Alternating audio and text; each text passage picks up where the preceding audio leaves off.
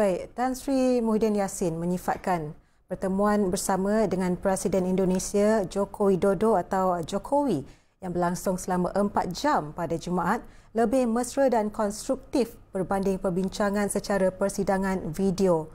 Perdana Menteri juga berkata perbincangan secara bersemuka itu memberi ruang bagi kedua-dua pemimpin mengorak langkah untuk meningkatkan hubungan sedia ada ke peringkat yang lebih tinggi. Lawatan rasmi itu turut beri banyak ruang untuk mengorak langkah meningkatkan hubungan sedia ada ke peringkat lebih tinggi atau lebih strategik. Jadi untuk membincangkan lebih lanjut pertemuan empat mata itu bersama-sama kami kini menerusi Skype adalah Ketua Setiausaha Kementerian Luar Datuk Seri Muhammad Syahrul Ikram Yaakob. Terima kasih Datuk Seri kerana sudi bersama Bernama TV pada waktu ini. Terima kasih banyak kerana sudi mengundang saya. Baik, Datuk Seri, pada permulaan boleh Datuk Seri kongsikan secara lebih jelas hasil dan keputusan-keputusan penting yang dicapai semasa perbincangan antara Perdana Menteri kita dan Presiden Jokowi. Terima kasih. Sebelum itu mungkin untuk diberi sedikit perspektif, hubungan antara Malaysia dengan Indonesia ni satu hubungan yang penting, hubungan yang rapat. Jadi hubungan antara kedua negara ni bukan saja mustahak apabila kita lihat daripada isu, tetapi juga mustahak untuk mewujudkan satu hubungan yang akrab, mesra dan hangat di antara kedua-dua pemimpin kedua buah negara. Jadi sebagaimana yang disentuh awal tadi, Presiden Jokowi daripada mula Yang Amat Menteri sampai pagi itu sehingga meninggalkan Istana Merdeka di Jakarta lebih 4 jam. Kedua-dua pemimpin orang kata ni duduk berdua, termasuk juga solat Jumaat. Beberapa isu penting yang dicapai hasil daripada pertemuan kedua negara itu, yang pertama ialah di segi isu pergolakan di Myanmar sekarang ni. Kerana apa yang kita lihat di Myanmar sekarang ni ialah satu perkara yang membimbangkan bukan saja untuk Malaysia, malahan juga untuk Indonesia. Jadi kedua-dua pemimpin, Yang Amat Berhormat Perdana Menteri dan Presiden Jokowi bersetuju supaya kedua-dua Menteri Luar, Datuk Seri Hishamuddin dan Ibu Retno, untuk mengusulkan satu mesyuarat khas ASEAN untuk membincangkan isu Myanmar. Dan dalam hal ini, kedua-dua Menteri Luar akan berhubung dengan Menteri Luar Brunei, kerana Brunei sekarang ini adalah merupakan pengerusi ASEAN untuk tahun ini. Selain daripada isu Myanmar, kedua pemimpin juga bersetuju secara prinsipnya untuk melaksanakan, bagi kita panggil reciprocal Green Lane Scheme, bagi Indonesia dipanggil Travel Corridor Arrangement. Secara prinsipnya kedua-dua pemimpin bersetuju dan ini perlu di follow up oleh kedua-dua negara, terutama untuk Malaysia, bagaimana untuk memperketatkan SOP yang sedia ada, dan ini akan dilaksanakan apabila kedua-dua pihak kesihatan Malaysia dan Indonesia berasa selesa bila ini akan dilaksanakan. Dan apa yang saya nak tekankan, yang reciprocal Green Lane dan Travel Corridor Arrangement ini bukan terbuka untuk semua warga negara sama ada Malaysia atau Indonesia, tetapi kita melihat dari untuk memudahkan perjalanan pegawai-pegawai tinggi kerajaan, pelabur-pelabur daripada Malaysia dan Indonesia, dan juga untuk meningkatkan perdagangan, maksudnya pedagang-pedagang bernilai tinggi ataupun high value businessman. Yang ketiga ialah isu minyak sawit. Kerana apa yang kita pasti sekarang ni terdapat gerakan iaitu untuk dipanggil untuk mendiskriminasi minyak sawit. Jadi Malaysia dan Indonesia sebagai pengeluar terbesar minyak sawit, di mana macam dalam konteks Malaysia kita ada 600,000 lebih kurang rakyat Malaysia yang terlibat di dalam industri sawit ni. Jika perkara ini tidak dihandle, ditangani secara bersama oleh Malaysia dan Indonesia, jadi kesan ni kurang. Jadi kedua-dua pemimpin ini bersetuju supaya Malaysia dan Indonesia ni lebih bersepakatan untuk memperkukuhkan platform yang sedia ada. Kita sekarang ni kita dah ada yang kita panggil CPOC, iaitu Council of Palm Oil Producing Countries. Jadi itu hasil yang ketiga. Dan dari segi kerjasama alam sekitar, yang ini isu ini penting juga bagi kita. Selain daripada melihat perubahan iklim, kita juga menghadapi masalah jerubu. Jadi kedua-dua pemimpin juga bersetuju untuk menangani masalah inilah.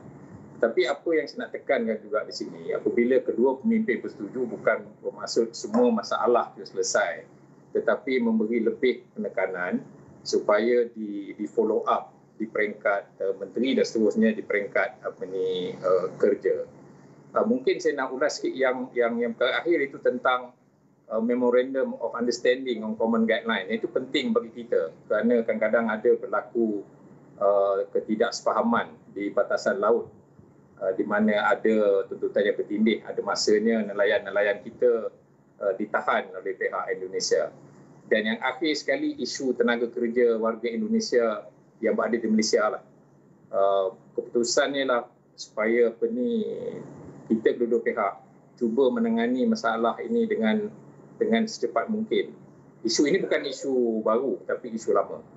Itulah antara keputusan penting yang dicapai oleh kedua pemimpin semalam.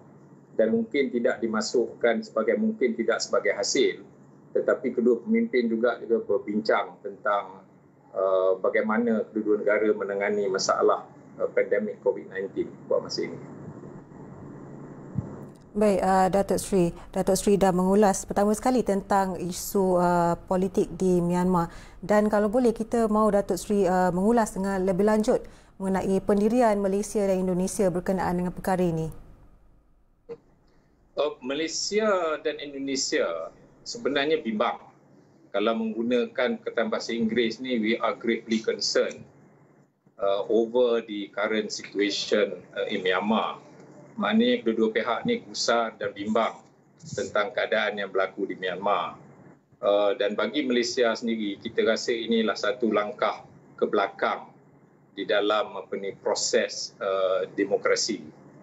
Jadi apabila perbincangan di antara Yang Amat Berhormat Perdana Menteri dan Presiden Jokowi semalam, kedua pemimpin bersetuju supaya perkara ini dibincangkan di peringkat ASEAN.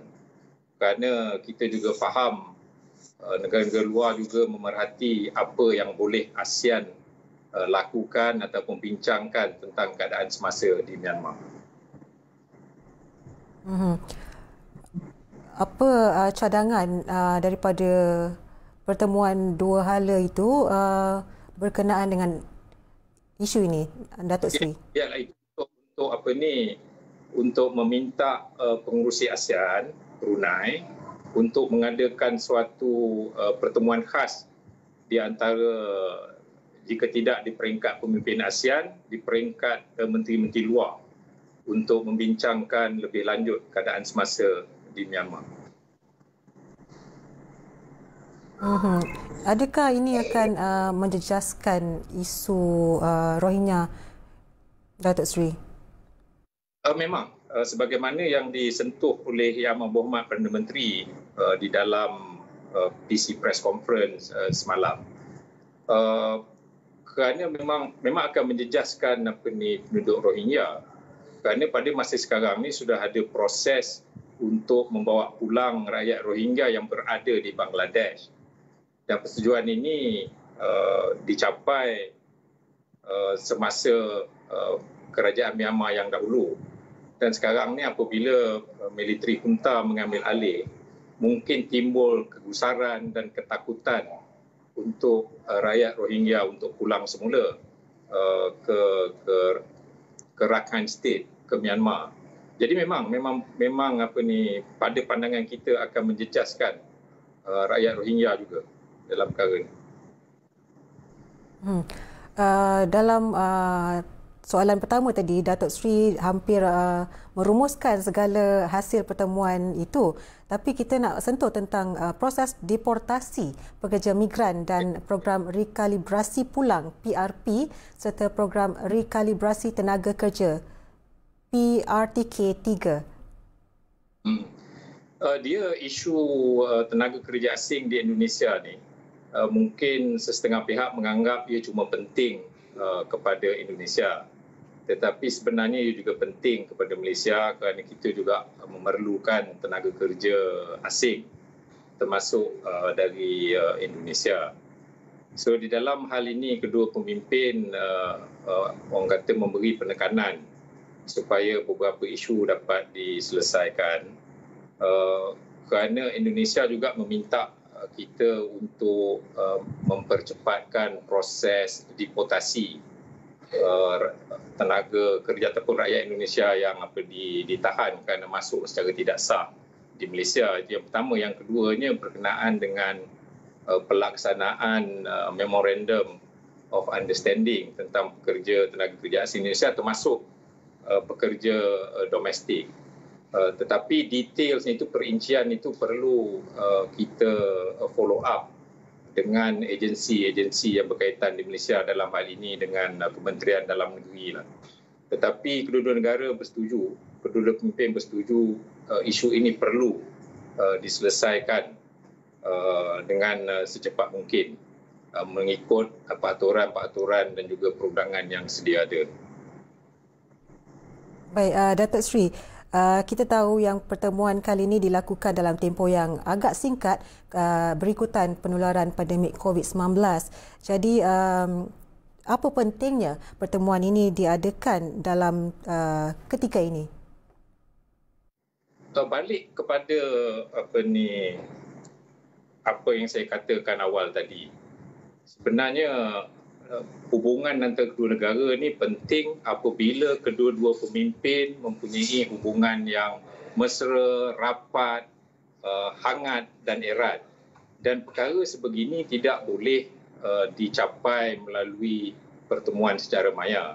Pertemuan secara maya ini sebenarnya dah dilakukan pada tahun lepas di antara Yang Amat Perdana Menteri dan Presiden Jokowi. Jadi ini adalah ikutan juga daripada undangan khas yang diberi oleh Presiden Jokowi kepada Yang Amat Perdana Menteri untuk melakukan lawatan secara fizikal. Jadi itulah apa yang saya nyatakan tadi. Hasil daripada pertemuan secara fizikal ni, kita boleh dapat rasakan layanan yang sangat-sangat mesra dan luar biasa yang diberikan oleh Presiden Jokowi kepada Yang Amat Berhormat Perdana Menteri. Mungkin saya tambah sikit, sehingga Presiden Jokowi menyatakan kepada Yang Amat Perdana Menteri, sekiranya ada isu yang perlu dibincangkan, kalau Bapa Perdana Menteri ingin menelpon saya tiap-tiap hari pun, dia kata silakan. Begitu. Maknanya berjayanya kita wujudkan satu hubungan yang sangat rapat, hangat dan mesra di antara Yang Amat Berhormat Perdana Menteri dengan Presiden Jokowi.